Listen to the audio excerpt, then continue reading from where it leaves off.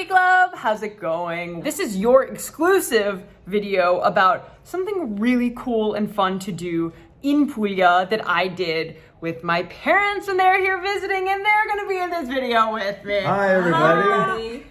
So we took a trip to Polignano A Mare because we wanted a fun day trip from Trani, and it was an incredible day trip and one that we recommend you all doing if you're in this part of Italy. Can I talk about the name of the place first? Please talk. Polignano A Mare.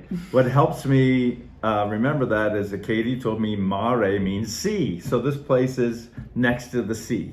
But how do you have a trick for remembering Polignano, which is such a long... I wish I had a trick for that. Here you say it enough and we remember it. Yeah, there you go. It was what, 45, an hour? Probably Yeah, an hour to just get about. there. Of course, Connor was with us too, even Yes. though he's not in this video. Our ace driver. All right, yeah. Oh man. So we spent the first portion on kayaks, on stand-up paddleboards, like a good 2 hours. But it was so neat to first experience the city from the water because we looked at the city, which is built on a cliff.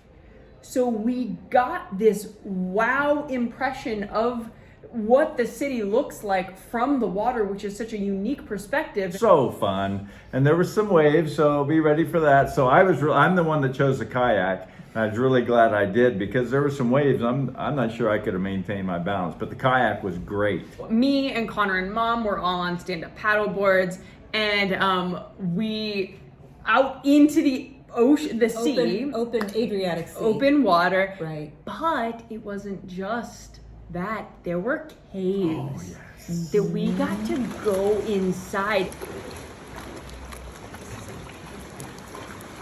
If you are like, yeah, I'm not really into stand-up paddleboarding or kayaking, you can still get this experience. There are boats, smaller boats that you can rent, and they do go in these caves. In fact, our guide said that last month in August, because it's September now, in August, it was high tourist season, and that there were a ton of boats going in there all the time. So I'm not even sure we would have been able to get out and swim had it been high tourist season. September was a great time to go.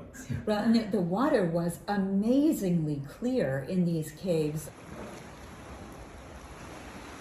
We had the vantage of seeing how this medieval city was built up on a cliff face, and it was really, really And to stunning. give you an idea of what these cliffs were like, the guide informed us that there's national or some kind of international cliff diving championships that take place off of these cliffs. So they're up there. That's the Red Bull? Yes. Yeah, that's a big deal. That's a big deal.